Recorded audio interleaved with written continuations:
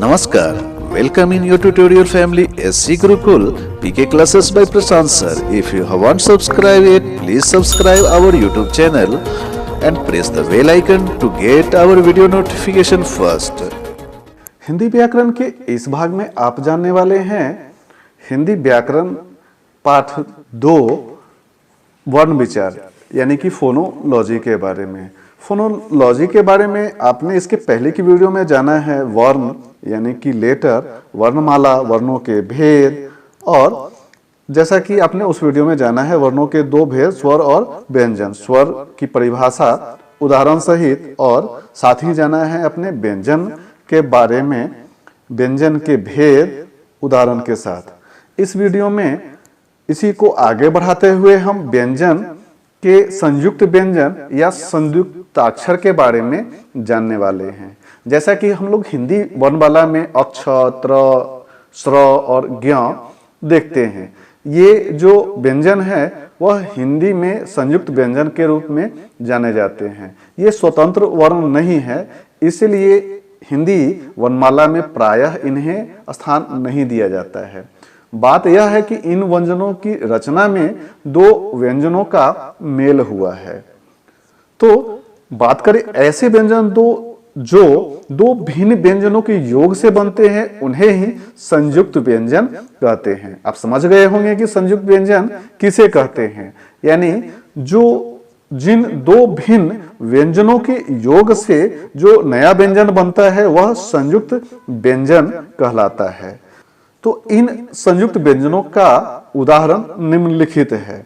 तालव्य स हलंत जोड़ र, इनसे मिलने वाले जो अक्षर हैं संयुक्त अक्षर वह स्र हैं, और इनसे बनने वाले शब्द हैं श्रम, परिश्रम, आश्रम, विश्राम आदि। क हलंत जोड़ मूर्धन्य स, और इनसे मिलकर बनने वाले जो संयुक्त व्यंजन है वह अक्षय है, और इस संयुक्त व्यंजन के उदाहरण हैं क्षत्रिय, क्षमा, वृक्ष, क्षमता इत्यादि। इसी प्रकार त हलंत जोड़ र, इनसे मिलकर जो संयुक्त व्यंजन बनते हैं वो त्र हैं, और इनसे मिलकर बनने वाले शब्द हैं पत्र, मित्र, त्रिकोण, त्रिशूल इत्यादि। ज हलंत जोड़ य, और इनका योग से जो बना शब्द है वो ज्ञ है, और इनसे मिलकर बने शब्द यज्ञ, विज्ञान, संज्ञा, ज्ञाता, ज्ञानी इत्यादि।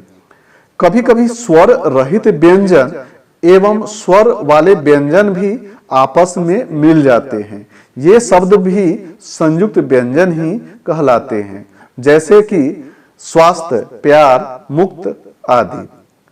अब जानेंगे द्वित्व व्यंजन। ये द्वित्व व्यंजन क्या होते हैं? एक जैसे दो व्यंजन जब आपस में मिले तो उन्हें द्वित्व व्यंजन कहते हैं, जैसे कि क हलंत जोड़ क, और इनसे मिलकर बनने वाले शब्द होते हैं चक्का, मक्का, पक्का इत्यादि। इसी प्रकार च हलंत जोड़ च, इससे मिलकर बनने वाले शब्द हैं बच्चा, गच्चा इत्यादि। ल हलंत जोड़ ल, इससे मिलने वाले शब्द हैं बिल्लू, पल्लवी इत्यादि। अब दोस्तों जानेंगे हम अल्पप्राण और महाप्राण के बारे में, non aspirate and aspirate consonants. सबसे पहले बात करेंगे अल्पप्राण यानी कि नॉन एस्पायरेट व्यंजन के बारे में।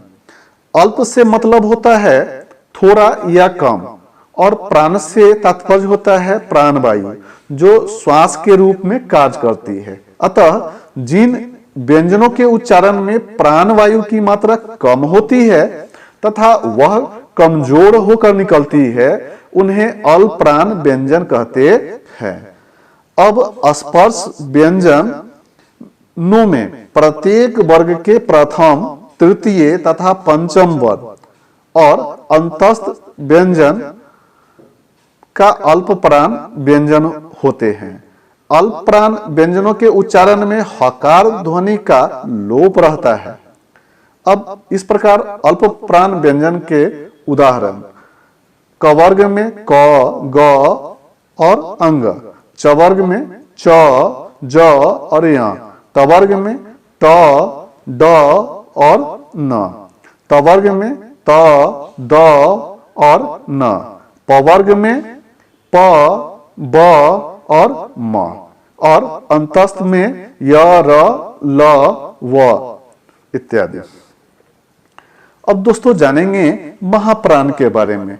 महा से तात्पर्य होता है अधिक। जिन व्यंजनों के उच्चारण में वायु की मात्रा अधिक होती है तथा वह अधिक वेग से निकलती है, उन्हें ही महाप्राण व्यंजन कहते हैं।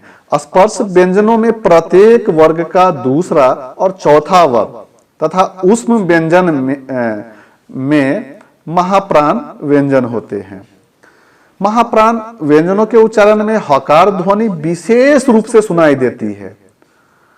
महाप्राण व्यंजन जो हैं जैसे क वर्ग में ख, घ, च वर्ग में छ, झ, त वर्ग में ठ, ढ, त वर्ग में थ, ध, प वर्ग में फ, भ और उसमें तलाबे स, मूर्धन्य स, दंती स और ह।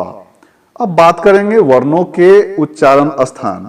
अब जैसा कि हम जानते हैं कि उच्चारण स्थान जो है वह कंठ, तालु, मूर्धा, दंत, ओष्ठ, नासिका, कंठ और तालु मिलाकर के कंठ और ओष्ठ और दंत और ओष्ठ।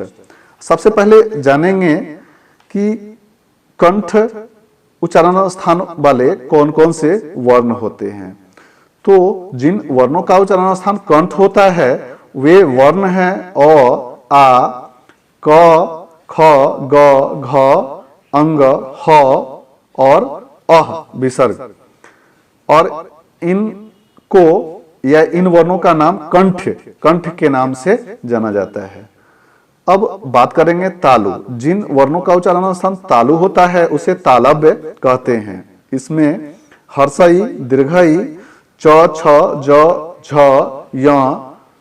य, तलाबे स, ये सब का उच्चारण स्थान तालु होता है, इसलिए इसे तालव्य वर्ण के नाम से जानते हैं। अब मूर्धा के बारे में बात करेंगे। मूर्धा उच्चारण स्थान री, ट, ठ, ड, ढ, न, र और मूर्धन्य स को मूर्धन्य वर्ण के नाम से जानते हैं। अब दंत की बात करें, जिन वर्णों का उच्चारण स्थान दांत होता है, दंत होता है, वे शब्द हैं त, थ, द, ध, न, इसके अलावा ल और दंती स, इसलिए इन वर्णों को दंत के नाम से जानते हैं। अब बात करेंगे उन वर्णों के बारे में जिनका उच्चारण ओष्ठ से होता है। तो ये शब्द हैं हर्षऊ, दीर्घऊ, प, फ, ब, भ और म। अब ओष्ठ से उच्चारण होने के कारण इन वर्णों को ओष्ठ कहा जाता है। अब बात करेंगे नासिका। कुछ ऐसे वर्ण हैं जिनका नक से उच्चारण होता है, ऐसे वर्णों को नासिका वर्ण की संज्ञा दी जाती है। ये है अंग, अंग, न, म। अब कंठ और तालु से उच्चारण होने वाले शब्द ए और ऐ, इसे कंठ तालव्य के नाम से जानते हैं।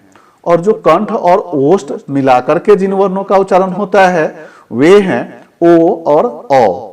इन्हें कंठोष्ठ के नाम से जानते हैं। और अंत में बात करेंगे वो वर्ण जिनका उच्चारण दंत और ओष्ठ होता है और वह है केवल व, इसीलिए इसे दंतोष्ठ के नाम से जानते हैं। तो इस प्रकार आप संयुक्त व्यंजन और उनके उच्चारण के बारे में जान गए होंगे। अगर आपका इससे संबंधित कुछ विषय रहेगा तो आप कमेंट बॉक्स में पूछ सकते हैं। साथ ही इसमें आपको हम बताने वाले हैं अनुतान के बारे में कि अनुतान क्या होता है। तो वर्णमाला में कुछ ऐसे वर्ण होते हैं जिनके उच्चारण में स्वतंत्रतिया परस्पर झंकृत होती है। जैसे ग ज, द, ब, य, र, ल, व, ह आदि ये घोष ध्वनियां कहलाती है। अनुतान एक प्रकार की सुर लहर होती है जो सभी घोष ध्वनियों में वर्तमान रहती है। उच्चारण में सुर अथवा तान के पीछे चलने वाली ध्वनियों को ही अनुतान कहते हैं। इसे अर्थ परिवर्तन सुर भी कहते हैं। जब हम बोलते हैं तब शब्द अथवा वाक्य में सुर लहर रहती है। अच्छा, बस, हाँ आदि शब्दों में अर्थ, प्रसंग और प्रयोग की उच्चारणगत भिन्नता भी रहती है।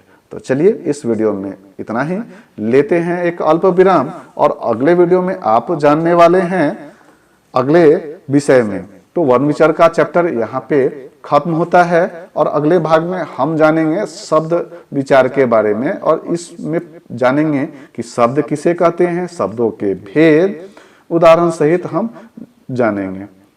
तो और शब्दों को कितने प्रकार से विभाजित किया जा सकता है, तो ये सारी बातें हम अगले वीडियो में सम्मिलित करेंगे। तो अगर यह वीडियो आपको थोड़ा भी अच्छा लगा होगा, थोड़ा भी ज्ञानवर्धक लगा होगा, तो इसे लाइक कीजिए और अगर आप हमारे चैनल पे नए हैं तो हमारे चैनल को सब्सक्राइब कीजिए, पास ही प्रेस कीजिए बेल आइकन को और नोटिफिकेशन को ऑल कीजिए। टेक केयर, बाय बाय, जय हिंद, जय भारत, वंदे मातरम दोस्तों।